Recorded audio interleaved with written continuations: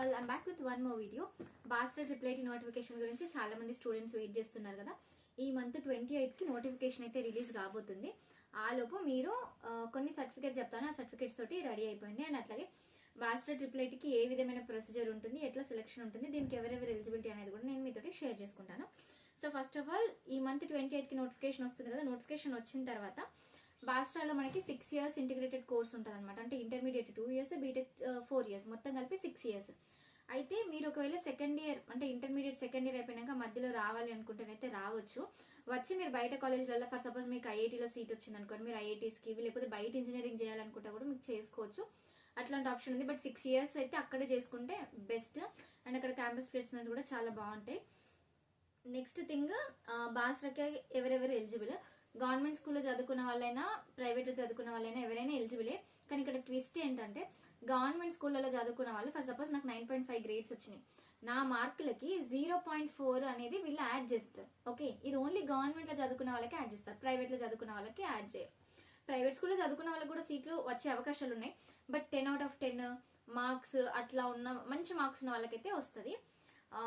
Normal గా ఇంత above ఉన్న వాళ్ళు అప్లికేషన్ చేసుకుని పెడతారు 7 grades, 8 grades, 9 grades అని. బట్ సీట్ రావడం అయితే 9, 9.5, 9.7, 9.8, ఎక్కువ 9.8, 10, 9.8, 10, 9.7 వాళ్ళు చాలా రేరు. సో గవర్నమెంట్ స్కూల్లో చదువుకున్న వాళ్ళకైతే 9.7 అయినా కూడా రావడం అయితే ఉంటుంది.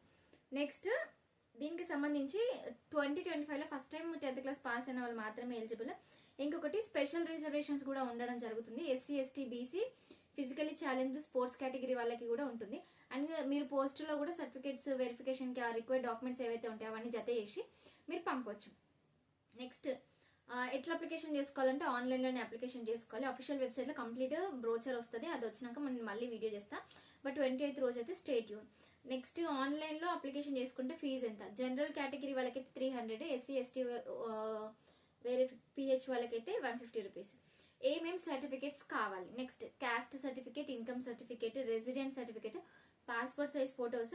ఒకవేళ మీరు స్పెషల్ కేటగిరీ కనుకైతే ఆ సర్టిఫికేట్ కూడా ఉండాలి, లైక్ సాధారణ సర్టిఫికేట్. అండ్ స్పోర్ట్స్ కేటగిరీ ఉంటే స్పోర్ట్స్ కేటగిరీ సర్టిఫికేట్స్ కూడా కంపల్సరీగా కావాలి. అండ్ బాస్ట్రాలో స్టడీ ఎట్లా ఉంటుంది అంటే బాగుంటది. ఇంతకు ముందుకు అయితే ఐఐటి నుంచి ప్రొఫెసర్స్ వచ్చి అట్లా టాప్ ఫ్యాకల్టీ ఉండి చెప్పేది. ఇప్పుడు ఎట్లా ఉందనేది తెలీదు.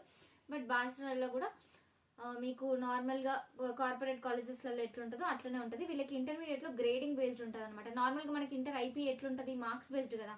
కానీ వీళ్ళకి గ్రేడ్స్ విధానం ఉంటుంది.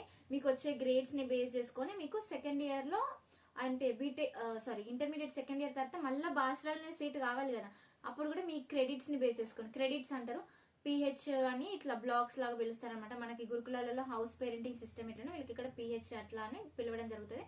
సో అదంతా డిఫరెంట్. కానీ కాలేజెస్ అయితే బాగుంటది. ప్లేస్మెంట్స్ ఈసీ కానీ సిఎస్సి అట్లాంటి వాళ్ళకైతే మంచి ప్లేస్మెంట్స్ ఉంటాయి. మిగిలిన స్ట్రీమ్స్ గురించి నాకు పెద్దగా తెలియదు. బెస్ట్ నోటిఫికేషన్ వస్తే కంపల్సరీ అప్లికేషన్ చేసుకోండి. గవర్నమెంట్ స్కూల్ స్టూడెంట్స్ అయితే అస్సలు మిస్ అవ్వకండి ఆపర్చునిటీని. మీకు దగ్గరలో ఉన్న మీ రిలేటివ్స్, ఫ్రెండ్స్, నేబర్స్ ఎవరైనా ఉంటే కంపల్సరీగా వాళ్ళని మోటివేట్ చేసి బాస్ట్రాకి అయితే అప్లికేషన్ చేసుకోమండి. Thank you so much.